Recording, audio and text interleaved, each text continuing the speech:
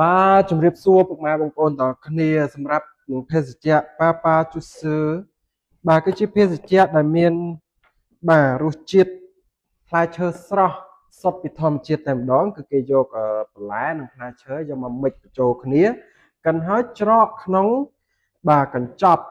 បាទចាំតិចខ្ញុំនឹងបើកកញ្ចប់ឲ្យបងប្អូនមើលបាទគឺគេច្រកបែបកញ្ចប់បែបនេះងាយស្រួលក្នុងការញ៉ាំដោយសារតែកញ្ចប់ផ្លាស្ទិកបែបនេះគឺវាមានតម្លៃថោកដូច្នេះ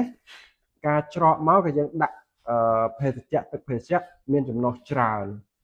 ដែលយើងចំណេញជាមួយនឹងការវេចខ្ចប់ផងដែរហើយយើងយកទៅផ្លាសេបាទដាក់ក្នុងទូទៅត្រជាក់ញ៉ាំឆ្ងាញ់មែនទែនហើយសម្រាប់ស្តុករបស់យើងវិញបាទគឺមកកុងតឺន័រប៉ុន្តែអស់ហើយពុកម៉ែបងប្អូនទាំងគ្នាគឺនៅសល់តែប៉ុណ្្នឹងទេ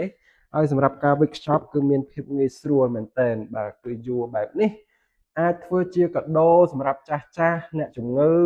បាទទៅលេងមិត្តភ័ក្តិបងប្អូនអីគឺកាន់ទៅបាទជូនពួកគាត់បានតែម្ដងបាទអត់បាច់ទិញថង់ក្រៅទេបាទ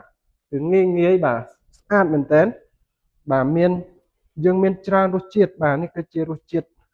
បាទមានប៉ោមស្ទ្រូប៊េរីអញ្ចឹងទៅហើយការវេចខ្ចប់របស់គេគឺស្រស់ស្អាតមែនទែនបងប្អូនទាំងគ្នាបាទកុំភ្លេចតម្លាក់លេខតម្លាក់ទីតាំង order ផ្ញើជូនចាស់បងប្អូនបាទសាច់ញាតិបានបាទអរគុណ